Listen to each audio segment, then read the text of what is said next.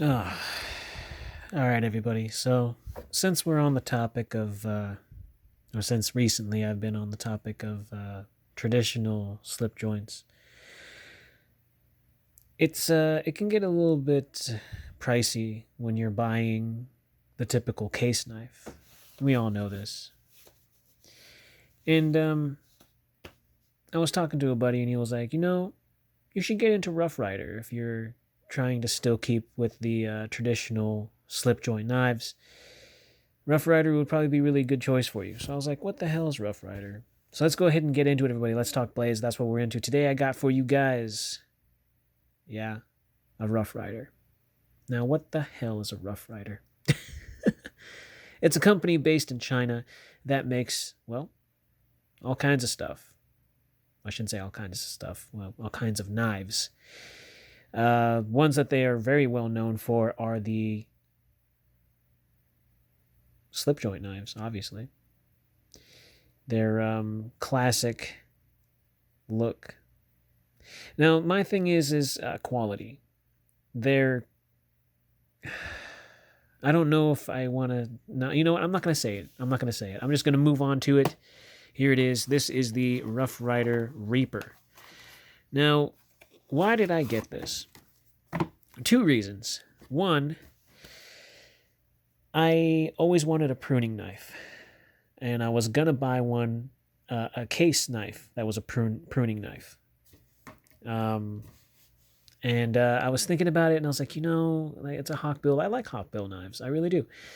I've never had a hawkbill knife that's slip joint till now. And I've always wanted to find the right one that I would really, really like. And some of the ones I've seen, I don't know, they weren't really doing it for me. They looked too plain. This one stood out, and instantly I think this was, and that's funny, this is actually the very first Rough Rider that I purchased along the lines of others that I was able to, because they're simply budget knives. And they're made pretty decent. I can't really complain too much. I mean, I can, and I have, from a specific one that was sent to me recently that I'm going to review on this channel. But this one came in a nice... I'm actually going to keep the box. This is actually really cool. The Reaper Hawkbill, okay? Cool stuff, right? Always high-quality handmade pocket knives. All right. It's a bold claim there, Rough Rider. Open it up, you get this. It's a magnet closure box, but for the collection, I think I'm going to keep this box because I just like the artwork on it. I think it's really neat. Kind of stands out. And the reason why is because you're not going to see too much of a skull. Instead, you're going to see his hand. It's kind of like Death's hand, the Grim Reaper's hand he goes and touches.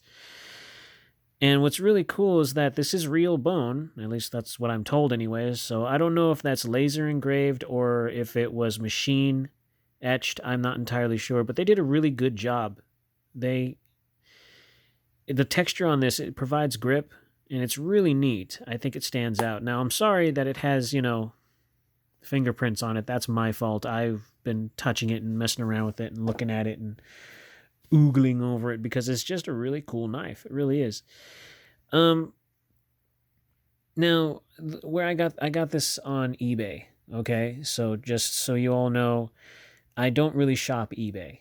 I've been having not so great purchases in my past with eBay, and I just don't really trust it too much. A lot of times, if you buy a knife on eBay, at least through my experience, you kind of get some fakes.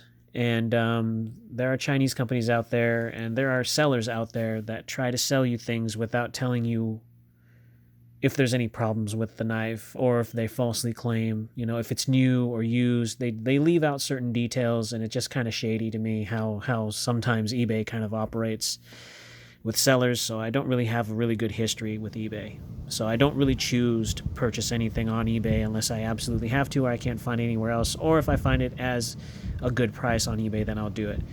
Otherwise, I try to go elsewhere. But I was recommended by a buddy to do that, so I did it. And I'm just kind of rolling with the punches, you know, hoping that it's going to be good. So there's a bit of a theory with how I enjoy my knives. I kind of try to go with whatever is, you know, whatever I like, I guess. But I also try to step out of that realm and try to go for new and interesting stuff, because sometimes the same thing over and over again gets a little boring. You know what I mean? So this is me stepping out of my box and trying something new. And this is just freaking cool. I really do like that. I really, really do like it.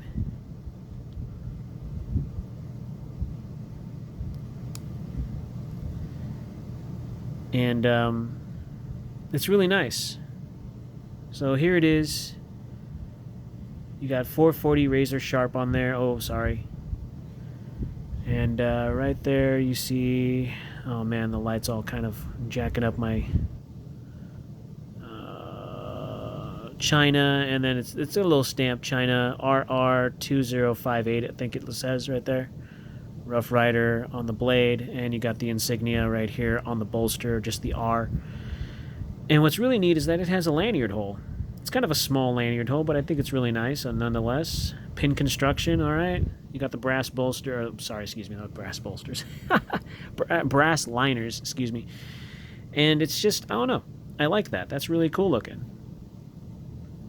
Now, it doesn't have an aggressive tip, obviously, because this is, I don't know if this would be like the equivalent of a gentleman's knife, but it's a rounded tip right there. Now, that does kind of rub me the wrong way, because how can you put the Reaper on there and then have the handle look great, but the blade not so much scary? I like how they put a swedge up here to kind of give it that, you know, I don't know if it always has a swedge on this model knife. I'm not entirely sure. But I really do enjoy it. I think it's a really neat piece. It's a really standalone. If you had this displayed, this would be a nice little standalone piece. And what's really cool is that it has a half stop. On most of the traditional slip joints, I always appreciate the half stop, because that means you can close it one-handed, at least for me anyways. You just do that and then move your fingers out of the damn way and close it. So I love half stops on traditional knives. That kind of makes me like the knife even more, because then I can operate it the way I want to, what I'm used to. You got the nail nick up here, and that's prominent, like slight jimping on the inside of that actually grabs, and it aids with the grip. Or because of this being so big, you can simply just pinch it and then pop it open. Really cool stuff. No blade play. Obviously, it's nice and solid. And for the price, depending on, you know, which seller you go to, the prices kind of change. Can't remember how much this thing went for me. I think it was 20 or 30 bucks. Or was it 15? I can't really remember. I'd have to look at that. But it doesn't break the bank, especially if you're trying to collect something on a budget. This is really cool. I really do kind of like that, the color on the bone, it just really sets a tone on this. And it's just, I don't know, I really like it. It's really nice. So if you don't mind the steel and you're looking for something that won't break the bank in the collecting kind of world, this will do it.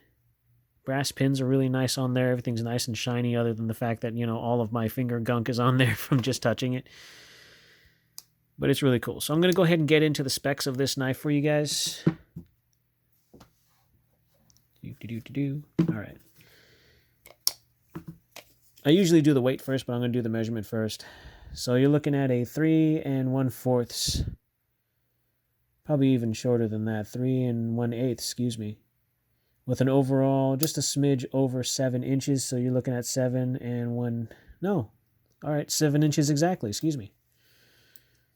And on the handle, you're looking at 4 inches of just handle if you have it closed. So it's, you know, respectable size. It's not too big. 3.20 ounces. This thing is very light, or decently light, I should say. Not bad. Not bad by any means. And, of course, I'm going to get my calipers out. There it is. Almost dropped it there for a second. Can you believe that? I don't need to open up the knife because it's already got a decent chunk sticking out both ways. So 11.8 on the handle. and 1.7 on the blade, so relatively thin on the blade.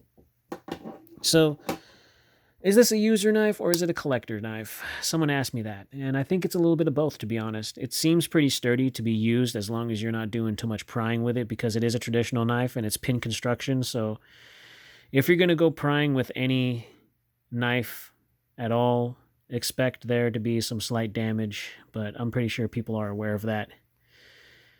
Just know that it comes at a cost. So you're going to probably ruin something somewhere.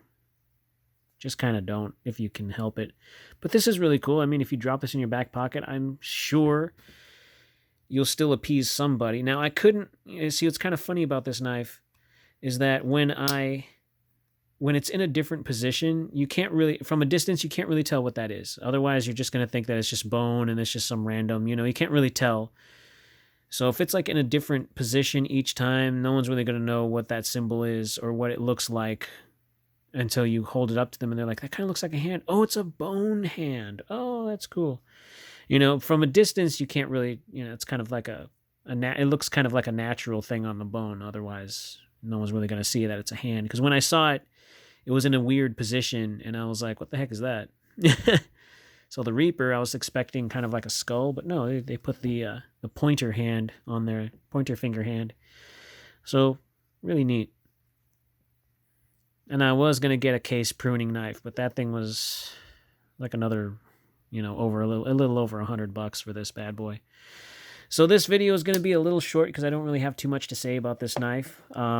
If you're looking for something like this, now it's funny because I was trying to find a perfect pruning knife that I could actually be happy on purchasing that wouldn't really break the bank, and this kind of fell on my radar. So I thought that was really neat.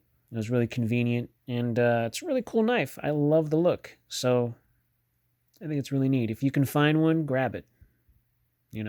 Just good luck to you if you can only find it on eBay, because that's where I ended up getting this guy. So go ahead and slash that like button, stab that subscribe, slice that bell icon so you guys are notified anytime I post new stuff. And in these craziest of times, everybody freaking be kind, be safe, carry responsibly if you can.